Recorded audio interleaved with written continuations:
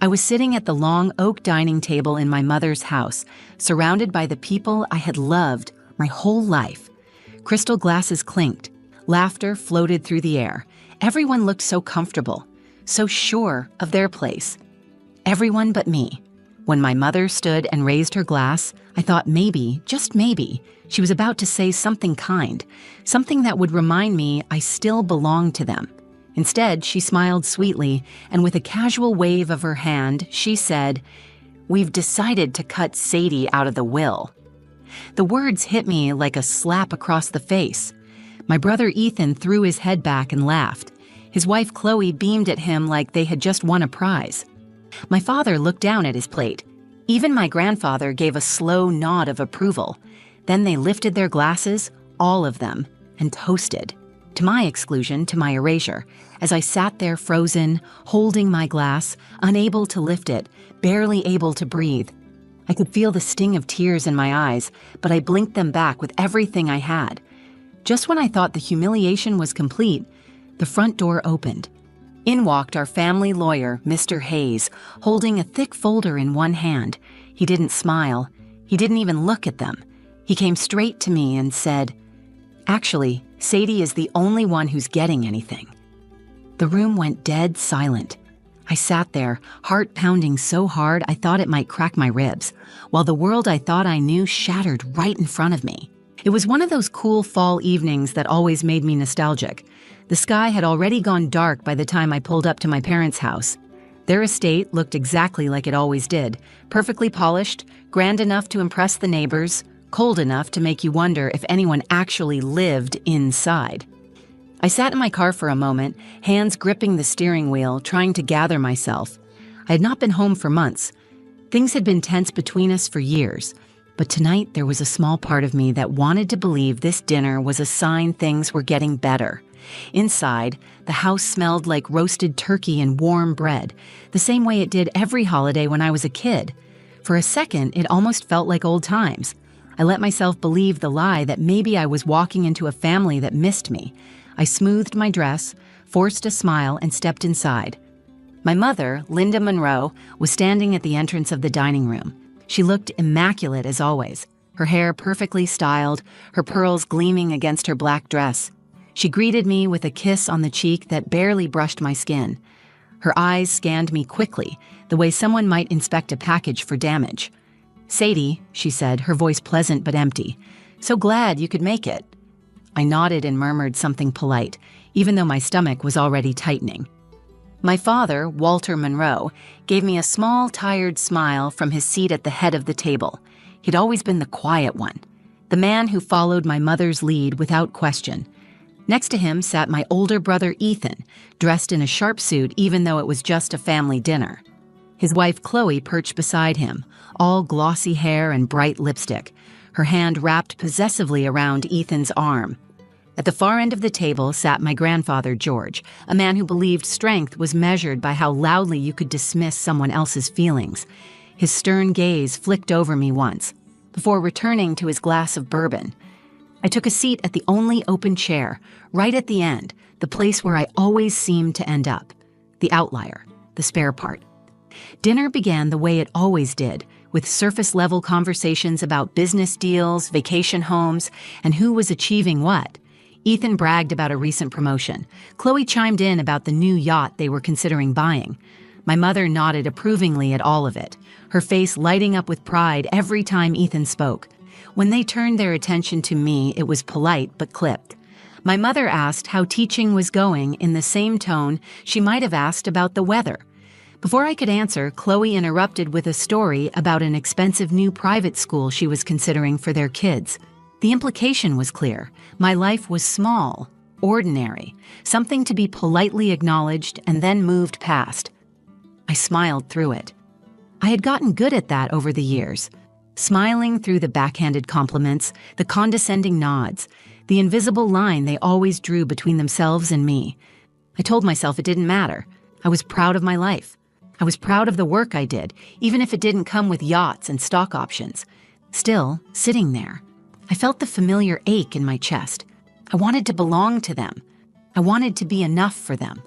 No matter how many times I told myself I didn't care, Some part of me always hoped that one day they would look at me the way they looked at Ethan.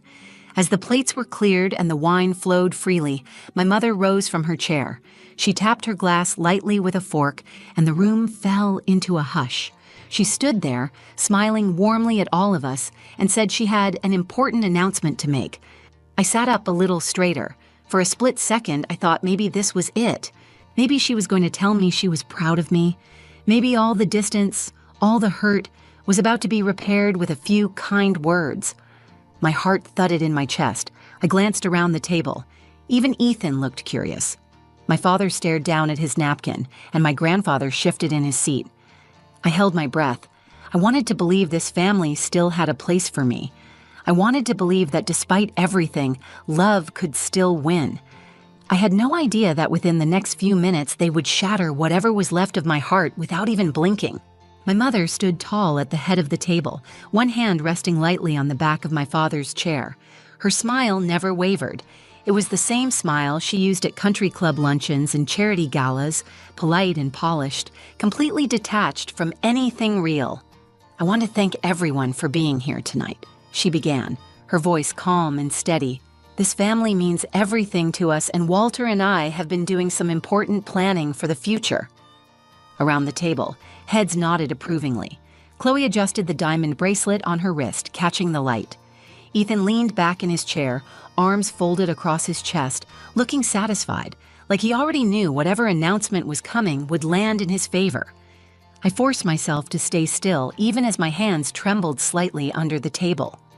My mother continued, her voice syrupy sweet. "We've made some difficult decisions regarding the estate, decisions that reflect the values and priorities of our family." She paused, taking a delicate sip from her wine glass. My stomach twisted in knots. "We feel it's important to reward those who have continued to honor the Monroe legacy, those who have contributed to the family name, who have made us proud. With that in mind, we've decided that Sadie will no longer be included in the will." For a moment, the words did not make sense. They floated in the air like smoke, and I could not catch them.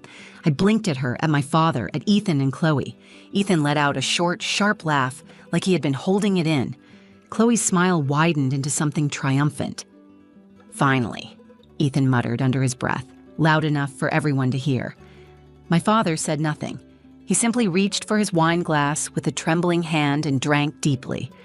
My grandfather gave a gruff nod, as if to say it was about time someone corrected the family's mistake. Chloe lifted her glass. "Family," she said brightly. The others followed, their glasses raised high, toasting, celebrating, right in front of me. I sat there with my glass still resting on the table. I could not move. I could barely breathe. The humiliation hit me harder than anything I had ever felt. It was not just the betrayal, it was the way they made it so public, so casual, like cutting me out was no more significant than rearranging the furniture. Chloe leaned across the table, her voice sickeningly sweet. "No hard feelings, right, Sadie?" I opened my mouth to speak, but my throat was tight. I nodded because I could not find any words that would not break me further. I wanted to cry, I wanted to scream. I wanted to stand up and demand how they could do this to me, how they could pretend like I had never been one of them. But I stayed seated. I stayed silent. Inside, I felt something shatter, something that had been fragile for a long time. I thought of all the years I had spent trying to make them proud, the nights I stayed late after work tutoring kids who could barely read, the hours spent volunteering at shelters instead of networking at fancy events. None of it had ever been enough. To them, success meant power and money and reputation. I had chosen a different life, a smaller one in their eyes, and for that, I was disposable. The conversations resumed around me, casual and light, as if I was no longer there. They spoke about vacation plans, about business expansions, about things I would never be a part of. I sat at the edge of the table, an outsider looking in, pretending to be invisible so it would hurt less. But the pain found me anyway. As I stared down at my plate, pushing the food around without tasting a bite, I felt a shift deep inside, a tiny ember of anger. Not the wild, destructive kind, the slow, steady kind that fuels survival. If they thought they could break me, they were wrong. I swallowed hard, wiped my palms on my napkin, and lifted my chin. I would not beg. I would not cry in front of them. If they wanted me gone from their world, I would leave it with my head held high. I thought the worst was over. I thought the rejection was complete. But fate was about to deliver a surprise none of them would see coming. The conversation buzzed around me like a swarm of bees, but I heard none of it. I sat there in stunned silence, feeling smaller by the second, but somewhere beneath the shock, something inside me hardened. I had spent most of my life chasing their approval, measuring myself against standards I never agreed with, trying to be someone they could respect. Tonight made it brutally clear there was nothing I could do to change the way they saw me. Nothing I ever did would be enough for them. I placed my hands carefully in my lap to hide the slight tremor. I focused on my breathing, steady and deep, the way I used to when I had to present lessons to a tough classroom. I would not give them the satisfaction of seeing me crumble. As the dinner dragged on, I tuned out the conversation about vacation homes and corporate investments. Their world was closing ranks, locking me out as if I had never been part of it. Fine. If they wanted to erase me, I would make sure I walked away with my dignity intact. I looked around the table one more time, seeing each face in the harsh, unforgiving light of truth. My mother, with her perfect mask of grace and cruelty. My father, silent and complicit. My brother, gloating as if my pain was his victory. Chloe, perched at his side, sipping her wine with delicate triumph. My grandfather, grizzled and unbothered by the damage he helped cause. I deserved better than this. I would not beg for crumbs from people who had shown me so little care. I would not stay small to fit their idea of who I should be. I straightened in my chair, folding my napkin neatly and placing it on the table. I wanted to stand up and leave, to walk out into the night without a word, but something stopped me. A sliver of stubborn pride, maybe. A voice inside that said, "Wait." A sharp knock echoed from the front door. Every head at the table turned. For a moment, no one moved. My mother frowned, clearly annoyed at the interruption. My father set down his fork with a soft clink. The butler, a man who had been part of the household longer than I had been alive, shuffled out of the room to answer it. The conversation picked up again, awkward and strained, but it faltered the moment Mr. Carson Hayes stepped into the dining room. Mr. Hayes was our family lawyer, a man who was always dressed in tailored suits and carried himself with the cool confidence of someone who knew too many secrets. Tonight, he held a thick leather folder under one arm, his expression serious. My mother's smile tightened. "Carson, we weren't expecting you," she said, her voice slipping slightly. Mr. Hayes gave her a short nod. "Apologies for the surprise, Linda. I was asked to deliver something tonight." He turned and looked directly at me. His gaze was steady, respectful. I gripped the edge of the table. Something was happening. I could feel it, heavy in the air, like the seconds before a thunderstorm breaks open. Mr. Hayes moved to stand beside my chair. He placed the folder on the table and flipped it open, revealing a stack of documents with official seals. "My office received instructions from Eleanor Monroe before her passing," he said. His voice was clear and strong. She requested that her personal estate, separate from the family trust, be transferred to her sole beneficiary upon her death. He paused, and the room held its breath. "That beneficiary," he said, turning slightly to face the others, "is Sadie Monroe."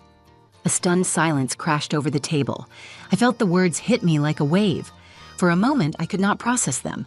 I stared at Mr. Hayes, then down at the papers, then back up at the faces around me.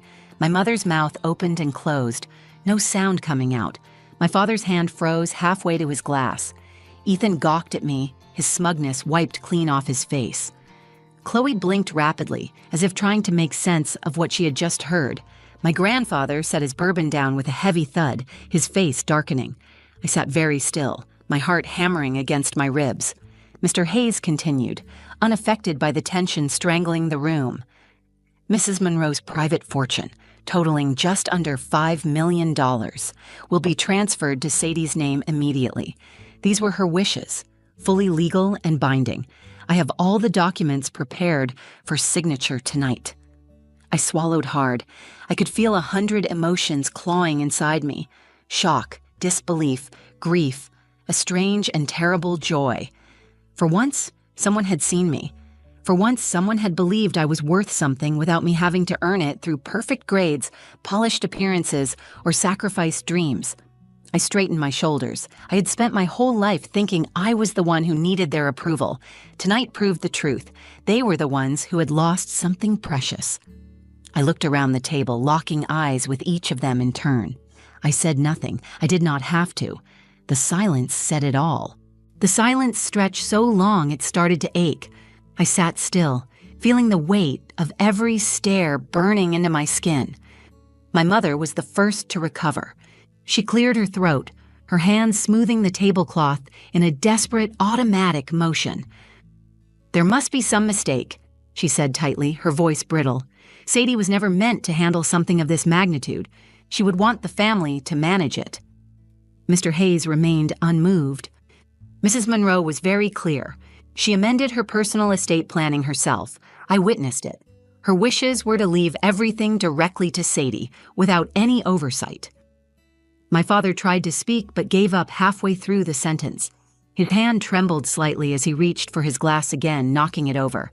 Red wine spilled across the white tablecloth like a spreading wound. Ethan shot to his feet, his chair scraping loudly against the floor. His face was flushed, a dangerous shade of red. "This is ridiculous," he snapped, glaring at Mr. Hayes. "Grandma would never cut us out. She loved all of us." "She loved who treated her like family," Mr. Hayes said calmly. "She made her decision based on actions, not bloodlines." Ethan turned his anger toward me next, eyes narrowing with a fury that almost made me flinch. "What did you do, Sadie? What kind of tricks did you pull?" I stood slowly. My heart pounded, but my voice came out steady when I answered. I loved her. I listened to her stories. I visited when nobody else bothered. That's all I ever did. Ethan looked like he wanted to say more, but Chloe grabbed his arm, whispering urgently into his ear. She had the look of someone who knew the battle was already lost. My grandfather sat silently, staring into his empty bourbon glass. He had built his whole life on pride and loyalty to the family name. Watching him now, small and defeated, I felt a pang of sadness that surprised me. My mother still sat rigid at the head of the table, her face locked in a cold, furious mask. Mr. Hayes pushed the folder toward me. "If you are ready, Sadie, you can sign the documents. I can file them tonight." I looked at the papers. Legal jargon filled the pages, but the meaning was clear. For once, I had been chosen. Not for what I could give, not for how well I fit into their perfect little world, but simply for who I was. I picked up the pen with a steady hand. I signed my name at the bottom of the page, each stroke of ink feeling heavier, more final than the last. When I finished, Mr. Hayes nodded approvingly and began packing up his materials. The table stayed deathly quiet. I took a deep breath and faced them all one last time. "You made it clear tonight what you think of me," I said, my voice calm and unshaken. "You toasted to cutting me out without a second thought. You celebrated my absence as if it was some kind of prize. But the truth is, I was never the problem. I just stopped pretending that your approval was worth chasing." I paused, letting the words settle. "I hope you enjoy everything you fought so hard to keep. I hope it brings you the happiness you never seemed able to find." My mother opened her mouth, but I held up a hand. "Number. You said enough already." Without waiting for a response, I turned and walked out of the dining room. Each step felt lighter than the last. I did not look back. I stepped outside into the crisp night air. The stars stretched wide and brilliant overhead, and for the first time in a long time, I felt something like peace. The door slammed shut behind me, muffling whatever chaos was erupting inside. I walked down the long driveway with my head held high. I had come there hoping to be accepted. I was leaving with something far better. I had my freedom. I had my future.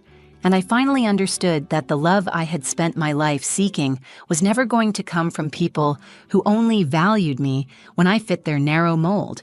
The life ahead of me was wide open, and this time, it was mine to shape on my own terms. I smiled to myself as I reached my car. Not the broken kind of smile I used to wear, but a real one. Tonight was supposed to be my ending. It turned out to be my beginning. The engine of my car rumbled to life as I pulled out of the long driveway. I watched the house shrink in my rearview mirror, the grand windows glowing warmly against the night sky. Once that house had meant everything to me. It had been the symbol of belonging, of home, of family. Tonight, it was nothing but a monument to a life I no longer wanted to be part of. I drove without a destination for a while, letting the city lights blur around me. My hands shook for the first few miles, not from fear, but from the adrenaline that still coursed through me. I replayed the dinner in my mind, every cruel smile, every empty toast, every look of shock when Mr. Hayes spoke. It was surreal. It felt like I had finally woken up from a long, painful dream. I pulled into a small, empty park and killed the engine. The quiet was overwhelming. I sat there in the dark, breathing in the stillness, letting it settle deep inside me. For the first time in years, I was not carrying the heavy weight of their expectations. For the first time, I was not trapped trying to earn a place at a table where love came with conditions. Tears finally came, but they were not the tears of sadness I had feared. They were the kind that come when you realize you have survived something you thought would destroy you. I let them fall, letting each one carry away the bitterness I refused to hold on to any longer. They had tried to erase me tonight. They had tried to toast me out of their lives without a second thought. Instead, they showed me a truth I had been too scared to face. Their love had always been conditional. Their acceptance had always been fragile, resting on my ability to meet their impossible standards. I spent so many years trying to change myself for them, shrinking and twisting into shapes they found more acceptable. Tonight I understood that no amount of success, no amount of money or achievements would ever make me enough in their eyes. And that was not my failure. It was theirs. My grandmother had seen what they never could. She saw my worth without conditions. She left me a gift far greater than money. She left me freedom. She gave me permission to walk away, to build a life that was mine alone, not one that was pieced together from scraps of their approval. I thought about the students I taught, the lives I touched every day in ways no stock portfolio or yacht could ever measure. I thought about the late nights grading papers, the afternoons spent helping a kid who had been written off by everyone else finally believe he was smart. I thought about the life I had built for myself, simple but full of real meaning. Their world had rejected me, but I had found something they would never understand. Purpose, kindness, real success. I wiped my face and looked up at the sky. The stars were sharp and endless above me. They had been there all along, steady and sure, whether I noticed them or not. I smiled, a real, full smile that reached into the deepest part of me. I was free. I did not need their inheritance to validate my worth, though I would use it wisely. I would pay off my debts. I would travel. I would start the nonprofit I had dreamed about for years. The one they always said was foolish because it would not make me rich. I would live a life that honored the kindness my grandmother had seen in me. They could keep their empty victories, their endless games of status and approval. I had won the only thing that mattered. I had found myself. As I sat there, feeling the night wrap around me like a warm blanket, I made a promise to myself. I would never again measure my value by the standards of people who only loved the version of me they could control. I would never again sit at a table where my heart was not welcome. Family is not built by blood. It is built by love, by respect, by the choice to show up for one another without strings attached. I would find my family in the friends I loved, the students I mentored, the communities I chose. I would build a new table, and everyone who sat there would know they were enough just as they were. I started the engine again, feeling lighter, stronger. The road stretched out before me, wide and open. This was not the ending my family had intended for me. It was the beginning of the life I was always meant to live. Thank you for listening to my story. If you have ever felt like you didn't belong, if you have ever been told you were not enough, I want you to know something. Your worth has never depended on someone else's approval. It never will. You deserve love that does not come with conditions. You deserve to build a life that makes you proud, even if no one else claps for you, especially then. If this story touched you, if you saw a piece of your own journey in mine, please take a moment to like the video. It helps more than you know. Share it with someone who might need to hear it. Leave a comment and tell me your story too. I would love to read it. And if you want to hear more real stories about resilience, healing, and finding your own way, make sure you subscribe to the channel. There's so much more I want to share with you. Thank you again for being here. You are never alone.